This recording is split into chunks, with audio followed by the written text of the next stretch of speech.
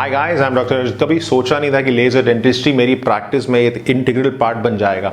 शुरू किया था अर्ली 90s में यूज़ करना, और चाहे आप यूज़ करें ड्रिल्स को, चाहे नॉन लेज़र टूल्स को यूज़ करें, चाहे हार्ड एंड सॉफ्ट टिश्यू को यूज़ करें, लेज़र ने हमेशा प्रैक्टिस में कुछ ना कुछ अलग किया है।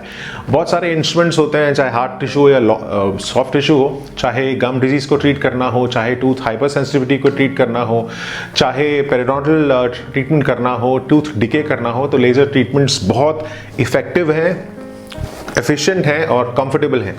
अब बात की जाएगी, चाहे वो कैविटी डिटेक्ट करना हो, laser can also detect cavities by finding the evidence of tooth decay.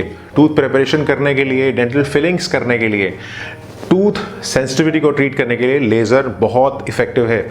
अब बात की जाए जो सॉफ्ट टिश्यू प्रोसीजर्स होते हैं वो क्या क्या हो सकते हैं, चाहे गमी स्माइल को ट्रीट करना हो, चाहे क्राउन लेंथनिंग करना हो, चाहे सॉफ्ट टिश्यू के जो फोल्ड्स होते हैं उसको हटाना हो, फ्रीनेक्टमी करना हो। लेज़र फ्रीनेक्टमी बड़ा एक इंटीग्रल पार्ट है, बहुत इफेक्टिव है। सॉफ्ट टिश्यू जो कनेक्ट करता है लिप्स और गम्स को, उसको हटाना हो तो लेज़र बहुत शानदार है।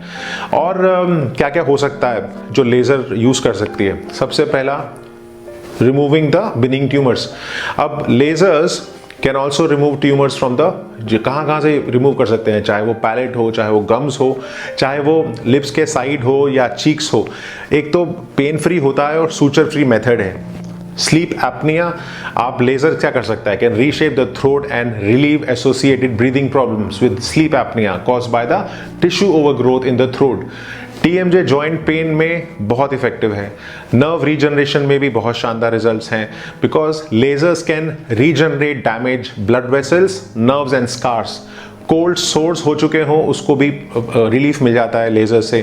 टीथ वाइटनिंग के भी, बिकॉज लेज़र जो होता है वो स्पीड अप करता है ब्लीचिंग प्रोसेस को, तो वाइटनिंग में भी बड़े असरदार रिजल्ट्स हैं। अब चाहे बात करेंगे हार्ड टिश्यू लेज़र्स को या सॉफ्ट टिश्यू लेज़र्स को, फ़र्क क्या है। जो हार्ड टिश्यू लेज़र होता है ना, वो it cuts through the tooth structure.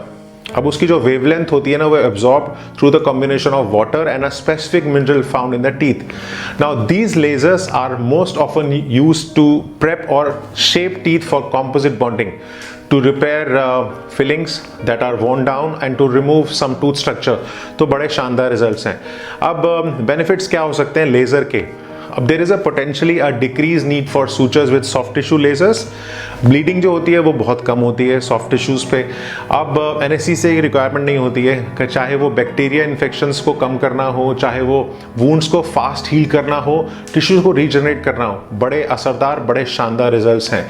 और सबसे बड़ी बात है, डैमेज जो टिश्यू का डैमेज है ना, बहुत कम होता है। Soft tissue lasers can be absorb through water and haemoglobin. Now haemoglobin is a protein found in RBCs.